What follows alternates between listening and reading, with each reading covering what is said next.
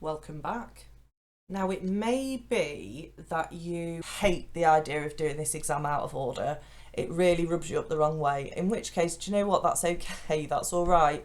But then you need to really be thinking about your timings, okay?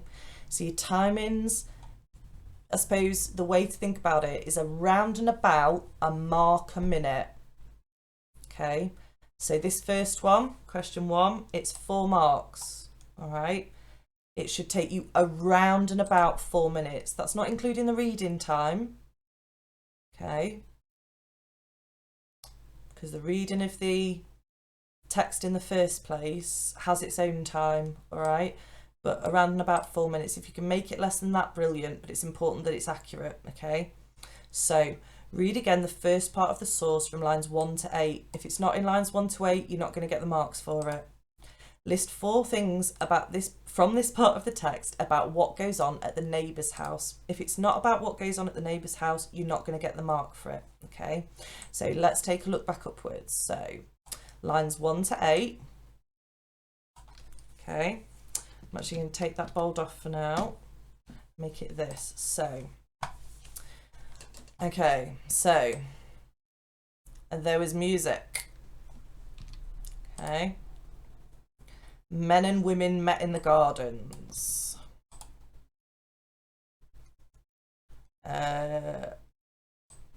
So diving from the tower of his raft. What does that tell you guys? Okay. There's water there.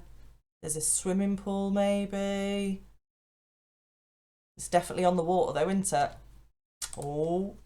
On weekends, his Rolls Royce became an omnibus. So there's big parties there, okay? And the parties cause lots of damage, okay? Let's go back down. What goes on at the neighbour's house? So it doesn't specifically say anything about the parties, so it can be any of these aspects. So this part, you know, cars are always going to and fro, okay? How would I write that up?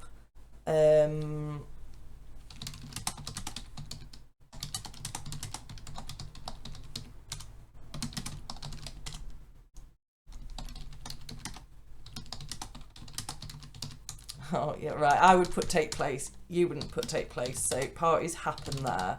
Okay. Parties happen there is actually a full sentence. Doesn't look like it, but it is a full sentence because it's got a subject and it's got a verb. Okay. If you are unsure how to check for a full sentence, then I suggest all of them take a certain structure. All right. So there is. Okay, so there are parties there. That'd be fair enough. Okay, you could not so much here, but generally speaking, you can take the sort of question and turn it round for the answer. So on the one for Clan of the Cave Bear, it was list 4 things about the girl. So you would start with the girl is swimming, etc. All right. There is music at the neighbour's house, parties happen there, people have to clean up constantly. Okay, that one's really stuck with me. I feel for him, you know, I feel for him. And people swim there. Do you know what? I'd give you it for people dive there, okay? Because the point of this question is to pick up explicit information and also some implicit information, all right?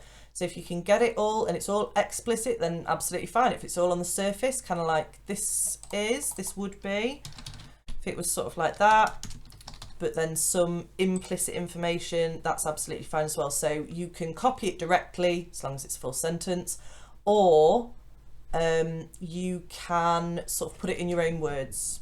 What's happened there? Okay, so long as they're full sentences and it's about the right bit and it's from the right section, you're absolutely dandy. So that was question 1. Probably took me over 5 minutes to explain that. And I should have left the last one for you to fill in, but I'm sure we're all right with question 1. And if you're feeling a bit nervous about it, then take a practice on a different paper. That's fine. All right. So the last one we're going to look at today is question 3, and I'm not even going to pause in between. Okay, we're just going to go down to question 3. So you now need to think about the whole of the source. The extract comes at the beginning of a chapter. How has the writer structured the text to interest you as a reader? So you could write about what the writer focuses your attention on in the beginning, how and why the writer changes this focus as the source develops, any other structural features that interest you. Right, so what the writer focuses your attention on in the beginning, you're absolutely right, you should start there, right? And what's the focus on? What's this first paragraph about? It's all about how busy it is, isn't it? Right, but it's sort of broad, isn't it? Okay, so from this point it's sort of talking about what tends to happen, all right, or what, you know, like it's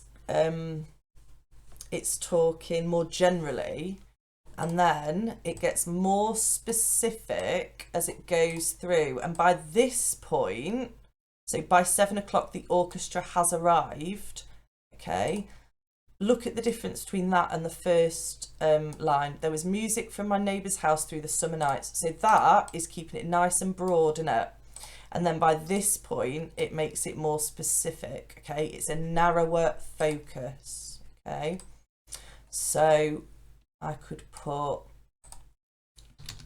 the writer starts with a broad focus on the parties, and then I'm going to put that time phrase, what was it, in through the summer nights. Through the summer nights, oh well, oh well, oh well, I'll stop that now. Through the summer nights. All right. He paints them as magical and luxurious, but there is a distance at that point. All right, I feel like, and I'm going to put this in actually, I feel as if he is like, he's sort of at arm's reach at that point. He's like outside looking in, that's what I mean, outside looking in. Then the detail develops, no, the writer gives even more details on the parties. Oh my god. And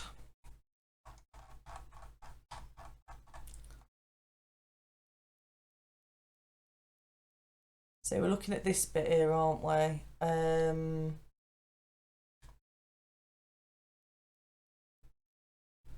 This bit, I like this bit for that actually. I'm going to copy that. Remember, you can do that for, you know, take advantage of the fact that you're on a computer.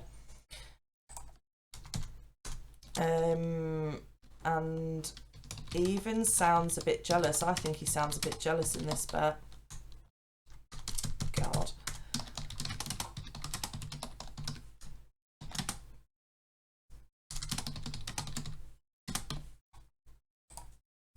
Right, sorry guys, the sizing of this and the thing is all over the place, isn't it? Let's get that standardised before we move on. Right, so the writer starts with a broad focus on the parties through the summer nights. He paints them as magical and luxurious, but there's a distance at that point. I feel as if he's outside looking in. Then the writer gives even more details on the parties and even sounds a bit jealous when they make a Christmas tree. Even makes the narrator sound a bit jealous. Oh, honestly, what am I like? All right, I've been doing too much paper 2 where the writer and the narrator is sort of like, you know, basically the same thing. But yeah, obviously in paper 1, the writer is the person doing the things and the narrator is that sort of like first person character. Yeah, so they are different and they will have different sort of aims. So the writer gives even more details on the parties and even makes the narrator sound a bit jealous when the neighbours make a Christmas tree of Gatsby's enormous garden. Is it the neighbours that do that? It's the work people, isn't it, actually? cause of caterers. That's it.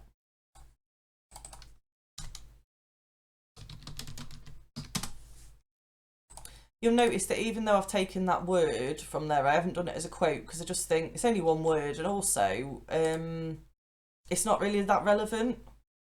Unless you wanted to make it relevant by saying, well, you know, he's clearly so posh and, you know, and that's what he's focusing on, but I don't know. So, what might you write about for this question? What might you continue this with? Broad and narrow focus. Okay. Detail or little detail. Okay. So although there's lots of detail on the food and the music and what his guests are doing, what's there no detail on there?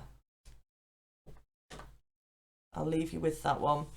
Right, guys, thank you very much. And I hope this video has been useful. And if you've got any questions, please do ask. But if you submit your answers on Edpuzzle, then it should come straight through to me. Okay, good luck.